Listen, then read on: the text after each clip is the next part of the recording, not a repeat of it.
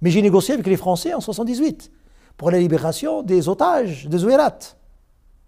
Le Polisario ayant pris des otages sur l'instigation de l'Algérie pour amener la France à lâcher la Mauritanie et pour que la Mauritanie quitte l'axe du Maroc, ils ont enlevé des ingénieurs et des techniciens français des Zouérat, et ça a été des négociations très dures, ça a même amené une intervention militaire française avec des Jaguars, mais ça a été, la négociation consistait en ceci: exiger de la France de faire retirer la Mauritanie du conflit.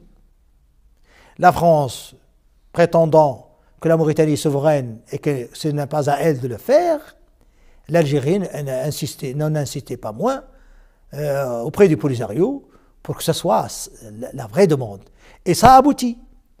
Il y a eu un coup d'État en Mauritanie, la Mauritanie a quitté le Sahara, et la France avait proposé au Polisario, à travers Houphouët-Boigny, de lui remettre le territoire qui était sous administration mauritanienne, mais l'Algérie a refusé.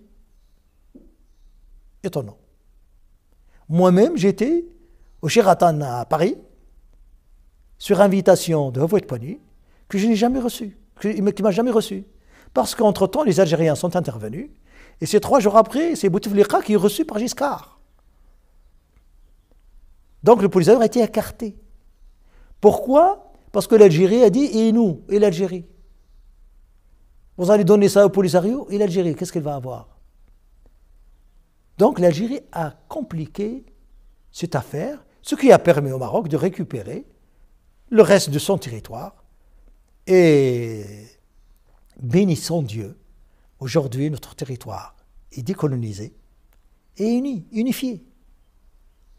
Voilà, c'est extraordinaire l'histoire.